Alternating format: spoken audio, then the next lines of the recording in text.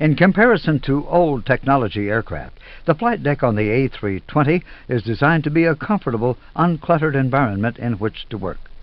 By utilizing modern electronic display units, the presentation of information to the pilots has been improved.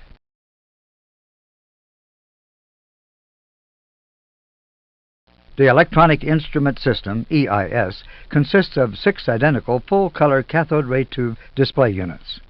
The EIS is divided into 2 subsystems. The Electronic Flight Instrument System, EFIS, for which each pilot has 2 displays. The Electronic Centralized Aircraft Monitoring System, ECAM, which uses the 2 displays in the center to provide information on the aircraft systems. Let's look at the EFIS system first.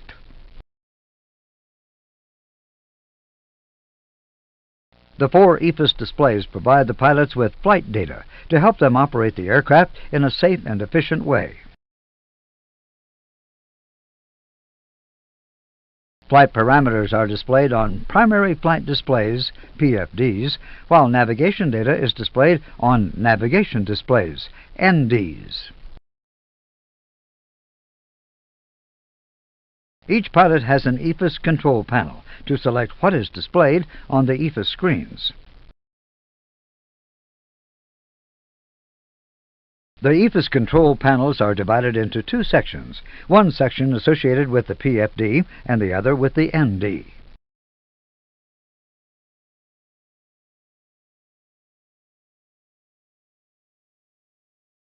Outboard of the PFD, there are control knobs to adjust the brightness of the associated PFD and ND, or to turn the display off.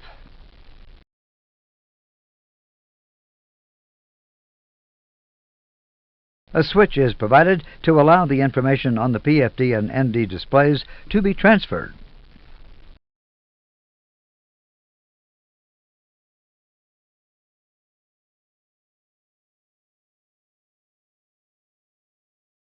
The 2 displays in the center are dedicated to the Electronic Centralized Aircraft Monitoring System, ECAM.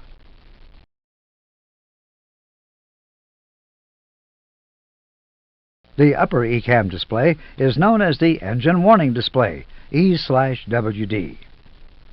The lower ECAM display is known as the System Display, SD. It is on this screen that various aircraft system parameters can be viewed by the pilots. As an example, we will cycle through the system pages for you.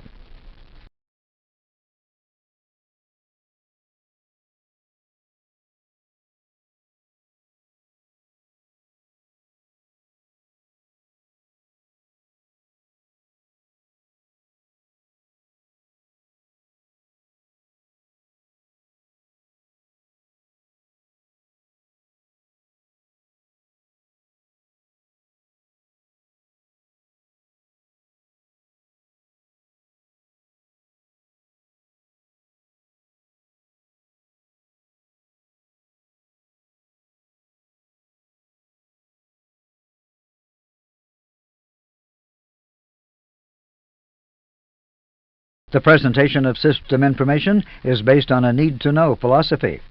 This means that only the system information relevant to the particular phase of flight is presented to the pilots. You will see this demonstrated in the normal and abnormal operation modules. Another philosophy that is used on the flight deck is the lights-out principle. What this means is that when the aircraft is in its normal flight state, there will be no white lights illuminated in any of the switches on the overhead panel. Let's look at some switches and show the different possibilities.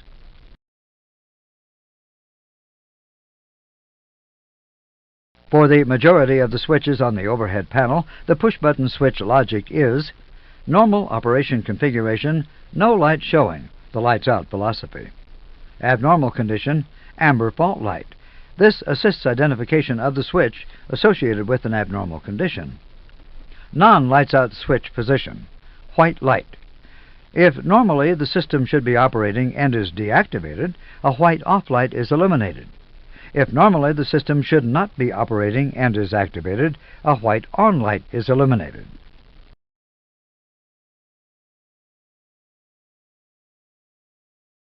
There are some switches on the overhead panel which are used on a temporary basis or may have an indication of their state.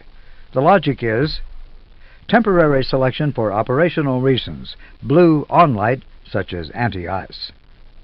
Applicable system status, green light such as APU available.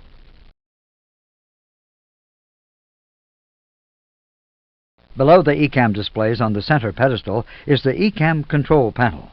The two controls on the left-hand side are to adjust the brightness of the two ECAM screens or to turn them off. We will look at the rest of the controls on this panel in more detail later.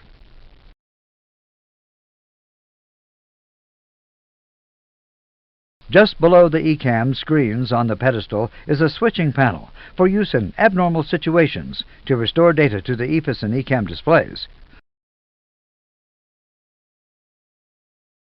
In front of each pilot, there are two attention getters, a red master warning and an amber master caution. As a further means of getting the pilot's attention, there is a loudspeaker on each side of the cockpit for oral alerts and voice messages. Note, the loudspeakers can also be used to listen to ATC and the intercom.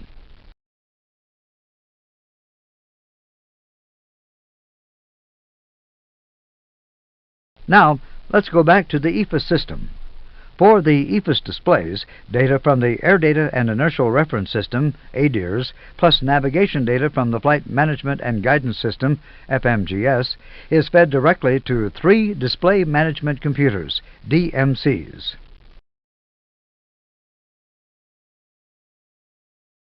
The three identical DMCs process the data and generate the images to be displayed. Under normal circumstances, DMC-1 supplies EFIS information to the captain's PFD and ND. DMC-2 supplies the first officer's PFD and ND. DMC-3 is available as a backup.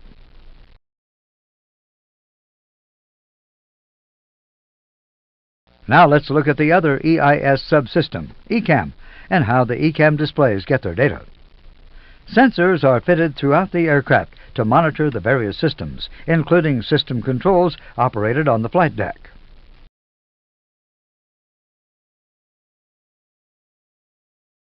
Data for certain parameters, for example, fuel quantity and primary engine indications, is routed directly from the system sensors to the three DMCs.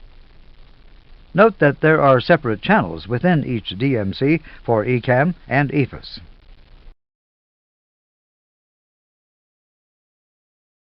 For a majority of the systems, the sensors supply data to two Systems Data Acquisition Concentrators, SDACs. The SDACs acquire system data, process it, and send system page data to the three DMCs.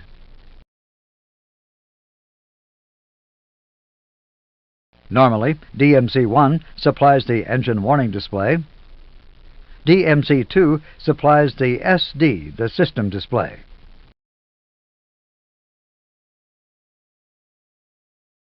Two identical flight warning computers, FWCs, receive data from the aircraft system sensors to generate red warnings, the SDAC to generate amber cautions.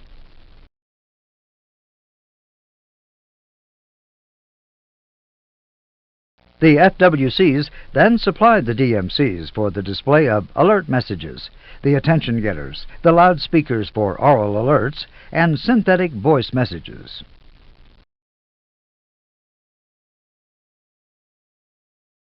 Speed, speed, speed. All the components shown can be collectively called the ECAM system. We will study the use of the ECAM system in a separate module.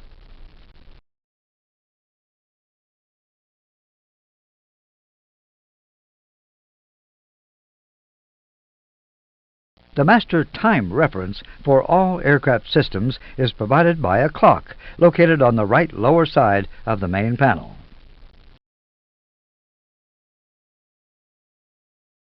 The time is also displayed at the bottom of the system display.